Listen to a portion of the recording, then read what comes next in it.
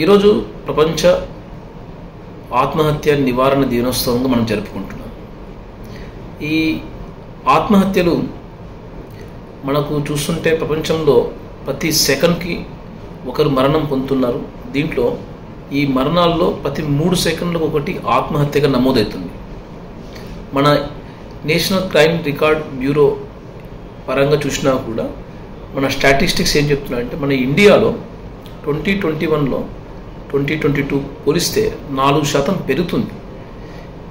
ప్రతి 1,00,000 మందిలో 14 మంది ఈ మరణం బారిన ఈ సూసైడ్ ద్వారా పొందుతున్నారు. ఈ సూసైడ్ ఆత్మహత్య అనేది కొద్ది కాంప్లికేటెడ్ టాపికే. దాని నుంచి వచ్చే రిజల్ట్ కూడా చాలా ట్రాజిక్గా ఉంటుంది.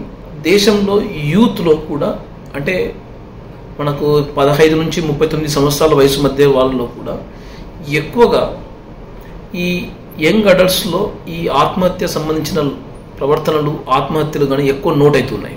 వీళ్ళలో ఎక్కువగా చదువుతో సంబంధించిన స్ట్రెస్లు, తర్వాత అప్పటికప్పుడు వచ్చిన రిలేషన్ ఇష్యూస్తో కోపావేశాలతోటి వచ్చే అడ్జస్ట్మెంట్ ప్రాబ్లమ్స్ కానీ, డిప్రెషన్, యాంగ్జైటీ, స్ట్రెస్ లాంటి మానసిక సమస్యలు కానీ, మానసిక జబ్బులతో కూడుకున్న కొన్ని bipolar disorder, depressive disorder, schizophrenia disorders ఇలాంటివి కొన్ని కండిషన్స్ ఇవి మనకు ఆత్మహత్య ప్రయత్నాలుగా వీళ్ళలో ఎక్కువగా నమోదవుతున్నాయి. సో ఇప్పుడు రీసెంట్గా మారిన చట్టరీత్యా ఈ ఐపీసీ సెక్షన్ 309 ఇప్పుడు మెంటల్ హెల్త్ కేర్ యాక్ట్ ప్రకారంగా ఇది ఒక క్రిమినల్ యాక్టివిటీ కాదు. ఇది మనము ఆ ఆత్మహత్య అనే సంఘటన మనిషి యొక్క అత్యంత స్ట్రెస్కు గురైన అప్పుడు చేసే ఒక సైకలాజికల్ వీక్నెస్ రియాక్షన్ లాగా మనం చూడవచ్చు.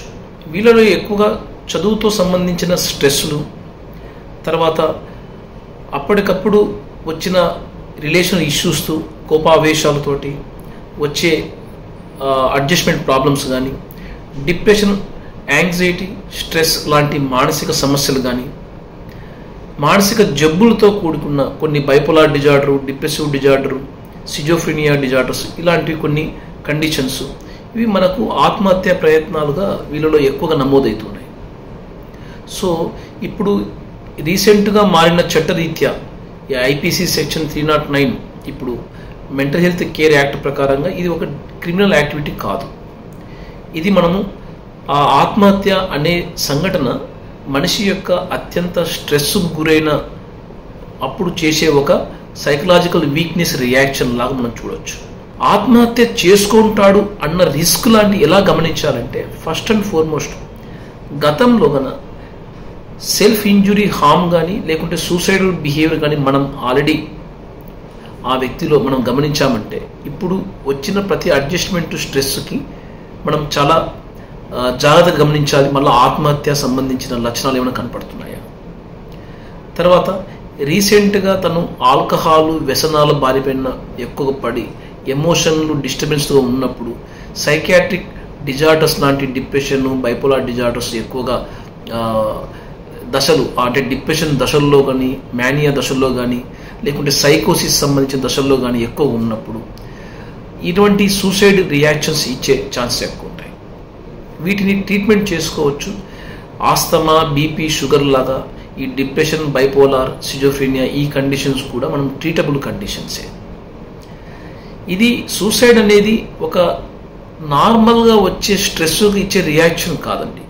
సూసైడ్ బిహేవియర్ కానీ, సూసైడ్ థాట్స్ కానీ ఇది చాలా సిగ్నిఫికెన్స్గా మనిషి యొక్క మానసికమైన అసమతుల్యతని తెలియజేసే ఒక సిగ్నల్. సో కాబట్టి సూసైడ్ థాట్ కానీ, సూసైడ్ బిహేవియర్ కానీ మనం తేలిక కొట్టేయకూడదు. ఎస్, ఆడవాళ్ళలో సూసైడ్ ప్రయత్నాలు ఎక్కువ ఉంటాయి 4 రెట్లుగా మగవాళ్ళతో పోలిస్తే. సూసైడ్ చేసే బిహేవియర్, సూసైడ్ చేసుకునే తత్వం ఎక్కువగా సక్సెస్ఫుల్గా చేసేది ఎక్కువ మగవాళ్ళలో ఎక్కువగా మనం నోట్ చేస్తూ ఉంటాం. ఇప్పుడు రీసెంట్గా జరిగిన డెమోగ్రాఫికల్ చేంజెస్ చెప్తామంటే మన ఫ్యామిలీ సిస్టమ్స్ రూరల్ నుంచి, కంబైన్డ్ ఫ్యామిలీ నుంచి కొద్దిగా అర్బనైజ్ అయ్యాయి. కొంత న్యూక్లియర్ ఫ్యామిలీస్ ఎక్కువ అయ్యాయి. ఇంకా కొన్ని ఐసోలేటెడ్ ఫ్యామిలీస్ కూడా, సింగిల్ పేరెంటల్ ఫ్యామిలీస్ కూడా జరుగుతున్నాయి.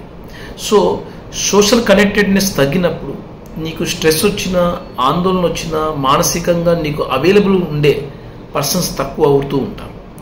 అప్పుడు ఇటువంటి టైంలో ఈ కండిషన్స్ మనకు ఏదైనా స్ట్రెస్ఫుల్గా అయిపోతున్నాయి, సడన్గా ఎక్కువ చేంజెస్ జరిగాయి, ఫెయిల్యూర్స్ అనుకున్నది సక్సెస్ కాలేదన్నప్పుడు మనకు ఈ రకమైన అడ్జస్ట్మెంట్ ప్రాబ్లమ్స్ ఎక్కువయ్యి సూసైడల్ ఆలోచనలు కూడా తరుగుతాయి కొందరిలో. వీటిని మనం గమనించాలి. వీటిని మనం దగ్గరలో ఉన్న వ్యక్తిని, దగ్గరలో ఉన్న పర్సన్ని మనము అందుబాటులో చేసుకుంటే, దగ్గరలో ఎవరితో మనకున్న బాధని, మనకున్న స్టోరీని, మనకున్న ఇబ్బందిని షేర్ చేసుకోవడం. అంటే షేర్ చేసుకున్నప్పుడు ఖచ్చితంగా కొంత భారం తగ్గుతుంది.